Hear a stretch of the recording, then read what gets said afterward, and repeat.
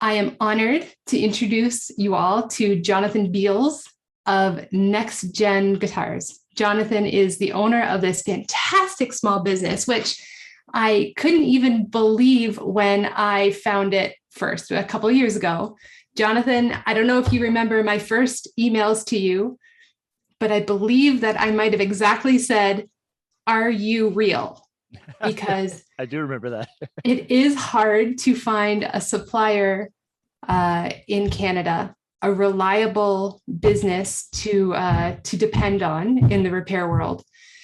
And there you were. I had not heard of you before, and I've loved to see your business grow and your impact in the community grow. And I'm so honored to talk to you. Thank you for joining us. Thank you so much for having me. That I very much appreciate it. How do you make ethical environmental decisions for where you get your parts from?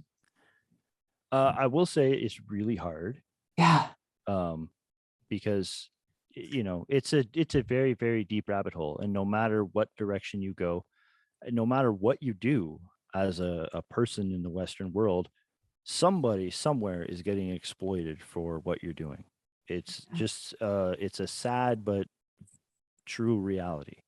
Yeah. Um, and so you try as best you can to obviously choose sources where the people generating the stuff are a little better compensated, and or you choose products that are more ethically harvested. Let's say, like if it's an organic product like bone or something like that. Mhm. Um, that they're not just like murdering animals left and right just so that luthiers can have good quality bone. Mhm. Uh, um, some you can get it from places like that, or you can get it from places that it's harvested from animals that are already being slaughtered for meat production or something like that. Mhm. And so you try and pick sources that lean more towards obviously the one direction versus the other. Mhm. um, and yeah, in a perfect world, uh, everything would be made in Canada or made in the US or something like that. I would love that. I kind of since the very beginning, I always kind of dream like it would be super cool if all these parts were made right here. Yeah. Um, but it's you could pay $6 for a neck plate or $20 for a neck plate, and everybody's gonna pick $6. It's a hard reality sometimes. Yeah. But yeah. So it's not easy for you either. No, no. And I mean, as far as setting prices goes, obviously I try and get it for as cheap as, and it's just business reality. I try and get it for as cheap as possible, but at Mhm. a quality that is good enough, or Mhm. good, or that is still reasonably good. Um, so that we can mark it up enough that we can make a profit and survive and thrive.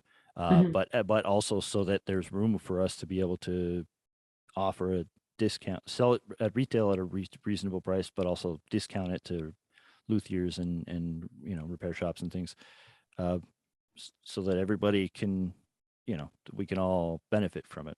Mhm. Mhm. But that sometimes that doesn't work out. Sometimes I'll buy 1,000 of something from a factory and it'll come here, and we end up having to throw out 500 of them because they're just garbage. Yeah. And again, because we're a small business, they didn't want to make the sale to us in the first place because it was so small, and we're stuck with these parts. They don't want to take them back. So sometimes they just end up in the garbage, or other times we spend hours trying to sort through the bad stuff to toss it so that we can keep only the good stuff on the shelf to ship. Yeah. And Right. it doesn't always work out. Most of the time, I think as I continue doing this, I get better and better at sourcing quality products without the running into this kind of problem. But Mhm. Hey, we talked in our pre-chat about the challenge of buying parts when you're going up against the big companies, and it was just a concept I hadn't actually considered. Can you describe that again? Did I give you enough to go off of right there? yes, yeah, there's a couple challenges. I mean, it's the same like I mentioned earlier. Big manufacturers, big factories, big companies, they don't want to deal with the fewer customers you have, the fewer large customers you have, the better when you're that kind of company. If you're Mhm. just a factory churning out, millions of $1 parts, then you don't want to sell 1,000 of them to, 1,000 businesses.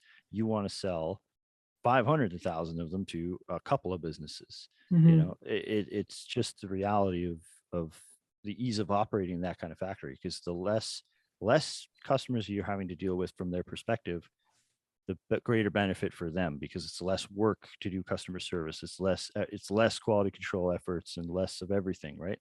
Hmm. It's just easier from a factory perspective.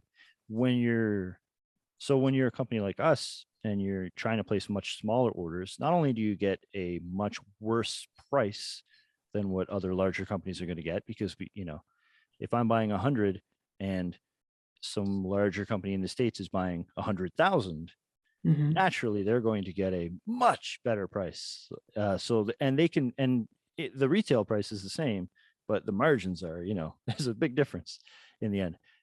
So it's challenging to grow and profit when you're competing for price, but it's also challenging because certainly now, I don't think so before, but certainly now with the pandemic, there are a lot of factories that are just pushing small business orders aside. Hmm. I have a great example.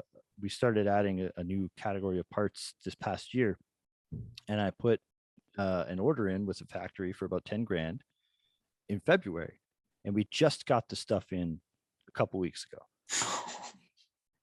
Like it was an incredibly long wait time, and I was constantly contacting them saying, like, what's going on? And there are major supply chain issues in terms of raw material shortages and delays at factories and things like that. But he came right out and told me, he's like, well, I hate to tell you, but your order is only $10,000. We have orders from other companies for $500,000. If those show up and yours is being worked on, yours will get put aside so we can cover them, because they're the customers that are going to keep us going. We don't know if you're going to be around in 5-10 years. These people have been around 50-70 years, whatever. They're going to keep spending $500,000, $1 million, and you are what you are. And it kind of sucks. Yeah. But you do what you can. Yeah, that really sheds such light on it. I hadn't thought of how the supply chain works past what I need. Yeah. So I didn't really too until I got into the much bigger picture. Yeah. Sorry, I do want to mention that's not all suppliers. That's a few sort of factories. For the most part, it's good. There are other supply chain issues, but that's